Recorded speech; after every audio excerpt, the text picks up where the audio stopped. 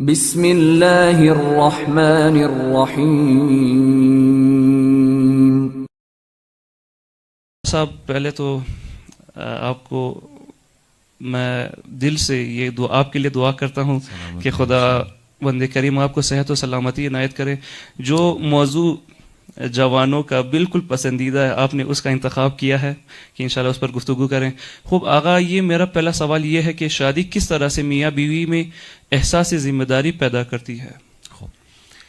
اعوذ باللہ من الشیطان الرجیم، بسم اللہ الرحمن الرحیم، الحمد للہ رب العالمین، وصلی اللہ علی محمد وآلہ الطیبین الطاہرین المعصومین، واللعنۃ الدائمۃ علی اعدائہم اجمعین، اما بعد۔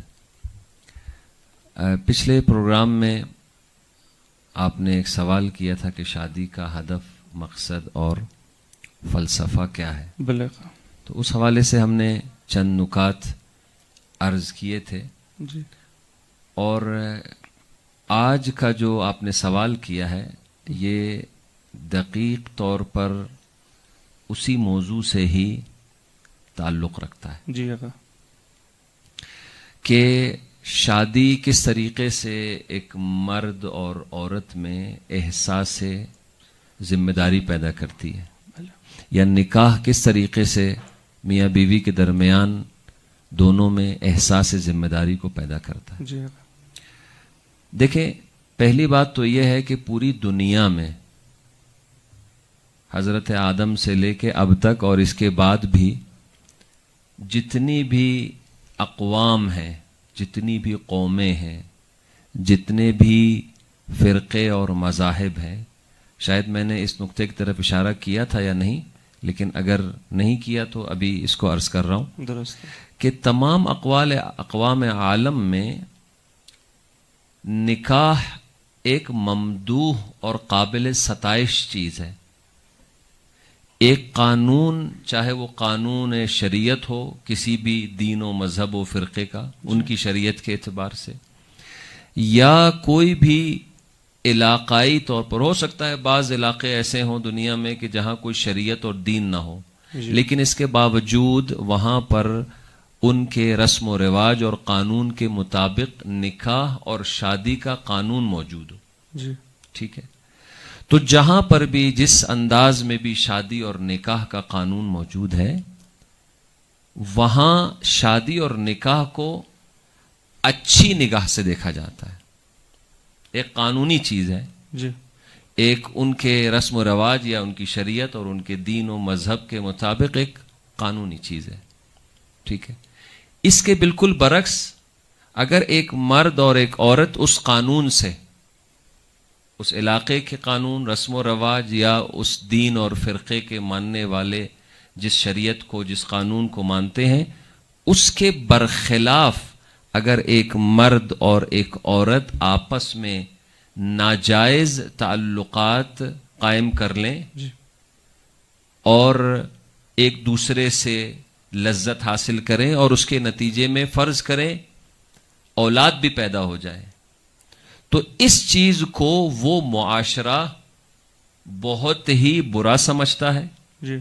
یہ قابل مذمت ہے، اور بہت سارے معاشروں میں، بالخصوص دینی معاشروں میں، یہ قانونی اعتبار سے بھی جرم ہے اور شرعی اور الہی قانون کے مطابق بھی ایک بہت بڑا جرم ہے۔ یعنی دنیا میں بھی اس کو سزا ملے گی، اسلام میں فرض کریں کوڑوں کی سزا ہے، جی۔ ٹھیک ہے، اگر وہ زنا کرنے والے، ناجائز تعلقات قائم کرنے والے اگر غیر شادی شدہ ہیں تو ان کو کوڑے لگیں گے، اور اگر وہ شادی شدہ ہیں تو ان کو سنگسار کیا جائے گا، یہ قانون ہے۔ ٹھیک ہے، لیکن ممکن ہے دوسرے معاشروں کے اندر بھی اس کو برا سمجھا جاتا ہو، لیکن ہو سکتا ہے اس کی سزا وغیرہ میں 19-20 کا فرق ہو، کمی بیشی ہو۔ یہ بہرحال ایک ہر معاشرے میں ایک قابل قبول چیز ہے کہ اگر نکاح ہے تو وہ ممدوح ہے، قابل ستائش ہے، سب اس کا احترام کرتے ہیں، سب اس کو ایکسیپٹ کرتے ہیں، لیکن اگر اس کے قانون کے مطابق نہ ہو، غیر شرعی طریقے سے یا ناجائز اور غیر قانونی طریقے سے تعلقات ہوں، تو اس چیز کو وہ معاشرہ ایکسیپٹ نہیں کرتا, قبول نہیں کرتا. بعض معاشروں میں ہو سکتا ہے سزا ملے اور بعض معاشروں میں ہو سکتا ہے سزا نہ ملے, صرف اس کو برا سمجھنے کی حد تک جو ہے وہ کافی سمجھا جاتا ہو. درست. آپ کا جو سوال ہے وہ میں نے اس سوال کے لیے اسی لیے ان دونوں چیزوں کو ایک سکے کے دونوں رخ بیان کر دیے کہ نکاح ممدوح اور قابل ستائش ہے, قابل تعریف ہے, اور ناجائز تعلقات مرد و زن کے درمیان یہ قابل ستائش نہیں ہے بلکہ قابل مذمت ہے. بالکل. اب نکاح اور اس ناجائز تعلق میں کیا فرق ہے, وہ فرق جب بیان کریں گے تو آپ کے سوال کا جواب آپ کو بھی اور ہمارے دیکھنے والے ناظرین کو بھی, اور جو ہمارے اطراف میں یہاں دوست احباب بیٹھے ہیں, کیمرہ مین حضرات, قاری صاحب اور منقبت خان اور دیگر, سب کو اس سوال کا جواب مل جائے گا جی.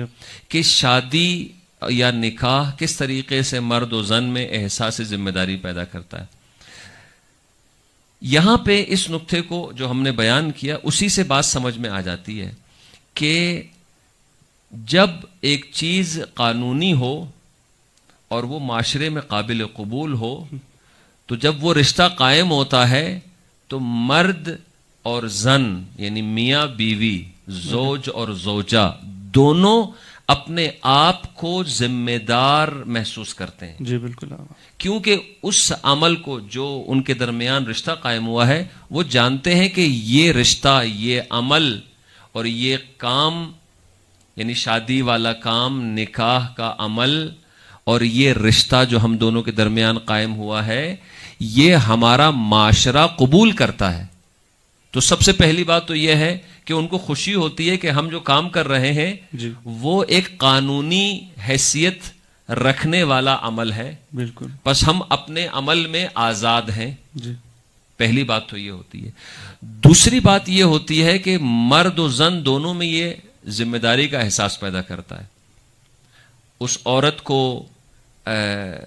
اس کی ذمہ داریوں کو مرد ادا کرتا ہے. جی. اس کی ضروریات کو مرد پورا کرتا ہے. اس کے لیے لباس کا انتظام ہے, غذا کا انتظام ہے, مناسب گھر کا انتظام ہے, اسے خوشی دینا, اس سے اظہار محبت کرنا, یہ تمام ذمہ داریاں کس کی ہیں؟ مرد کی. مرد کی, شوہر کی ذمہ داری. اسی طریقے سے مرد کو بھی کچھ چیزوں کی ضرورت ہے. اس کو بہرحال ہم مادی اعتبار سے بھی اگر دیکھیں تو اس کو وہ صبح سے شام تک ڈیوٹی پہ ہوتا ہے. اس کے کپڑے دھونے کے لیے گھر میں اس کی زوجہ اگر ہے تو وہ اس کی ہیلپ کر رہی ہے. اسی طریقے سے وقت پہ اس کو کھانا مل جائے گا اور اس طرح کے بہت سارے کام. پھر ان دونوں کی کچھ فزیکل جسمانی ضروریات ہیں, کچھ جو ہے وہ روحانی ضروریات ہیں, نفسیاتی. ہاں, نفسیاتی کیا ہے کہ ایک دوسرے کو, مرد و عورت کو ایک دوسرے سے محبت چاہیے. فزیکل کیا ہے کہ ایک دوسرے کے اندر خداوند عالم نے ہر انسان میں, مرد و زن میں ایک جنسی شہوت رکھی ہے, فطری تقاضا ہے, وہ ایک دوسرے کے ذریعے پوری ہو رہی ہے اور قانونی طریقے سے پوری ہے. جب یہ دونوں چیزیں پوری ہو رہی ہیں تو یہ مرد اس عورت کے حوالے سے رسپانسبل ہو جاتا ہے, ذمہ دار بن جاتا ہے, اس کی ضروریات کو پورا کرتا ہے, اور وہ عورت اپنے شوہر کے حوالے سے ذمہ دار بن جاتی ہے. درست. لیکن اگر اس کے بالکل برعکس ہو, یعنی دونوں کے درمیان تعلقات ناجائز ہوں, غیر شرعی ہوں یا غیر قانونی ہوں, تو نتیجہ کیا نکلتا ہے؟ نتیجہ یہ نکلتا ہے کہ یہ نہ مرد اپنے آپ کو ذمہ دار سمجھتا ہے, جی بالکل, نہ عورت اپنے آپ کو ذمہ دار سمجھتی ہے. کیوں؟ اس لیے کہ وہاں پہ جو رابطہ ان کے درمیان تعلق قائم ہوا ہے وہ فقط اور فقط ایک جنسی لذت کے حصول کے لیے قائم ہوا ہے. جیسے ہی وہ ضرورت پوری ہوتی ہے یہ دونوں ایک دوسرے سے دور بھاگتے ہیں. صحیح بات ہے. اور اگر فرض کریں کہ اگر کوئی اس دوران ان کے تعلقات اتنے طولانی ہو جائیں کہ اولاد پیدا ہو جائے, اس کا بھی کوئی ذمہ دار نہیں ہوتا. صحیح بات ہے. آپ دیکھیں عموماً ایسے ہمارے بالخصوص اسلامی معاشروں کے اندر سب سے پہلا خیال یہ آتا ہے کہ اس بچے کا کیا کیا جائے, اس کا کیا نام دیا جائے, چونکہ یہ ناجائز ہے, یہ غیر قانونی ہے, یہ غیر شرعی ہے. ٹھیک ہے, حتیٰ کہ وہ سب سے پہلے بات جو آتی ہے وہ یہ ہوتی ہے کہ اس بچے کو سخت کر دیا جائے, گرا دیا جائے. ٹھیک ہے. کیوں؟ چونکہ نہ یہاں پر باپ رسپانسبل ہے, جی وہ شرعی باپ نہیں ہے, بالکل رسپانسبل نہیں ہے, اپنے آپ کو رسپانسبل نہیں سمجھتا چونکہ اس نے غیر قانونی کام انجام دیا ہے. وہ عورت اپنے آپ کو ماں نہیں سمجھتی, وہ بھی اپنے آپ کو اس بچے کے حوالے سے ذمہ دار نہیں سمجھتی. لیکن جب یہی عمل, دونوں عمل میں کوئی فرق نہیں ہے, بالکل کوئی فرق نہیں ہے, ایک چیز کا فرق ہے جو بنیادی ہے جی کہ اس عمل کو, نکاح کو ایک معاشرہ, ایک دین, ایک مذہب, ایک قوم اس عمل کو قبول کرتا ہے, اور اس عمل کو جو غیر قانونی اور ناجائز تھا اس کو وہ معاشرہ ایکسیپٹ نہیں کرتا. نتیجہ کیا نکلتا ہے کہ جو قانونی عمل ہو اس میں مرد و زن ذمہ دار بن جاتے ہیں. حتیٰ کہ ایک بچے کے لیے چھوٹا سا پیمپر بھی اگر خریدنا ہو جی تو باپ اپنے آپ کو ذمہ دار سمجھتا ہے, لیکن ناجائز تعلقات میں اس بچے کو قتل کرنے کی سوچتے ہیں. بالکل. تو لہذا بس نکاح اس طریقے سے ایک نوجوان کو جس نے ابھی شادی کی ہے جی اور ایک عورت کو جس نے ابھی شادی کی ہے ذمہ دار بنا دیتا ہے. خوب خوب. آغاز جیسے ہم اپنے معاشرے میں دیکھ رہے ہیں آج کل کہ شادی کا مقصد بھی کچھ مالی یا پھر دولت کی لحاظ سے اس سوچ و بچار کی طرف جا رہے ہیں. مثلاً کوئی شادی اس وجہ سے کرنا چاہ رہے کسی خاص عورت کے ساتھ کہ اس کے والد کے ساتھ وہ جو بزنس ہے اس میں اچھا دونوں کا یہ بزنس سٹارٹ ہو جائے گا, پھر یا اسی طرح زمینوں کا کوئی چکر ہے, دولت, یا اسی طرح کوئی دکان وغیرہ کا کہ وہ وراثت میں اگر اس کے حصے میں بھی آ جائے تو وہ مکمل وہ جب زمین شادی ہوگی تو وہ زمین جو ہے وہ مرد سوچتا ہے کہ مجھے مل جائے گی. آیا یہ ان چیزوں کو شادی کا مقصد بنانا چاہیے یا نہیں چاہیے؟ درست ہے. بہت اچھا سوال ہے, اور شاید آج کے اس دور میں ہمارے معاشرے میں عام طور پر ساری شادیاں تو نہیں لیکن بہت سی شادیاں مادی مقاصد کو مد نظر رکھتے ہوئے ہوتی ہیں. جی ٹھیک ہے. مثال کے طور پر سب سے پہلے جس چیز کو دیکھا جاتا ہے مال و دولت کو دیکھا جاتا ہے. بالکل ٹھیک ہے. بعض مقامات پہ جیسا کہ آپ نے اشارہ کیا, بہت اچھا نکتہ تھا کہ دو کاروباری حضرات ہیں, وہ آپس میں یعنی اپنے بچے اور بچی کی شادی کرا دیتے ہیں تاکہ ان کے کاروباری تعلقات جو ہیں وہ کیا ہو سکیں, مستحکم ہو سکیں, مضبوط ہو سکیں, ایک دوسرے کے شریک بن سکیں. یعنی ہدف کاروبار تھا اور اس میں قربانی بنا دیا اپنے بیٹے اور بیٹی کو. ایک نے اپنی بیٹی کو قربانی بنا دیا اور ایک نے اپنے بیٹے کو قربانی بنا دی. اسی طریقے سے ہو سکتا ہے کوئی مرد کسی عورت کے حسن و جمال کی خاطر, جی بالکل, ہاں نوجوانوں میں یہ چیز جو ہے وہ ظاہر ہے کہ فرسٹ امپریشن جو نوجوانوں کے اوپر پڑتا ہے وہ کسی فیمیل کے حسن کا امپریشن پڑتا ہے سب سے پہلا. بالکل. ٹھیک ہے. اور زیادہ تر نوجوان کسی حسن کی وجہ سے ہی اٹریکٹ ہوتے ہیں, جذب ہوتے ہیں. ٹھیک ہے. وہ دوسری صفات اس عورت کی, اس لڑکی کی سیرت کیا ہے, اس کا کردار کیسا ہے, عفت و حیا میں کیسی ہے, اس کا خاندان, اصل یہ چیزیں اس وقت مد نظر ہوتی نہیں. بالکل. اسی طریقے سے ایک لڑکی کے اندر جو ابھی نوجوان ہے اور شادی کی اسٹیج پر پہنچی ہے تو وہ بھی ایک نوجوان مرد کے اندر اس کی رعنائی, ہاں اس کا حسن و جمال, اس کا چوڑا ہونا, لمبا ہونا, خوبصورت ہونا, اس طرح کی چیزوں کے, یعنی وہ جو ظاہری حسن و جمال ہے مرد کا عورت کی نگاہ میں وہ مد نظر رکھتی ہیں, لیکن اس کی سیرت کیسی ہے, اس کا کردار کیسا ہے, وہ باتقوا ہے یا نہیں ہے, وہ اپنی زوجہ کی عزت کرے گا, محبت دے گا, بعد میں کیا کرے گا, اس کا کوئی علم نہیں ہوتا. نہیں بالکل. تو اس اعتبار سے کچھ چیزیں ایسی ہیں کہ ہمیں اور ہمارے ناظرین کو اس نقطے کی طرف متوجہ رہنا چاہیے کہ کبھی بھی ان چند چیزوں کو, جن کا میں ذکر کروں گا, 4 یا 5 چیزیں ہیں, ان چیزوں کو ہرگز نکاح اور شادی کے سلسلے میں مقصد اور ہدف نہ بنائیں.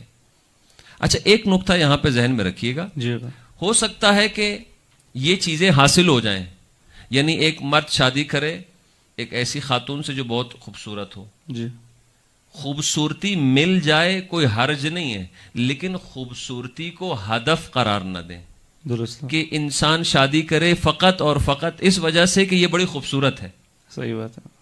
اور اس کے حسن و جمال میں اور اس کے عشق میں گرفتار ہو کے شادی کر لیں، اور اس کی جو اصلی چیزیں ہیں یعنی اس کی جو سیرت ہے، اس کا جو کردار ہے، وہ چھپ جائے اس کی نگاہوں سے. بعد میں جب شادی ہو جاتی ہے نتیجہ کیا نکلتا ہے کہ وہ بڑی بے حیا عورت ہے. بلے خوبصورت تھی، جی خوبصورت ہے، لیکن نامحرموں کے ساتھ تعلقات میں وہ شرعی حدود و قیود کا خیال نہیں رکھتی. بلے اب اس کو پتہ چلتا ہے کہ یہ تو بہت ہی بے شرم عورت ہے، ہر نامحرم کے ساتھ کھلکھلا کے ہنستی ہے، باتیں کرتی ہے. جی تو اب اس کو پتہ چلتا ہے کہ میں نے کتنی بڑی غلطی کی ہے. درست. اب یہ کب تک اس کے حسن جمال کو دیکھتا رہے گا؟ بلے چونکہ شادی کے بعد پھر حسن و جمال کی طرف توجہ نہیں رہتی، پھر کردار کی طرف اور جو ذمہ داریاں ہیں ان کی طرف جو ہے وہ توجہ رہتی ہے. درست. لہذا کبھی بھی چند چیزوں کو ہمارے ناظرین اس بات کا خیال رکھیں کہ چند چیزوں کو کبھی بھی ہدف قرار نہ دیں. اگرچہ وہ چیزیں حاصل ہو جائیں کسی بھی طریقے سے وہ الگ ہے، لیکن اس کو بعنوان ہدف اور مقصد قرار نہ دیں. نمبر 1، درست.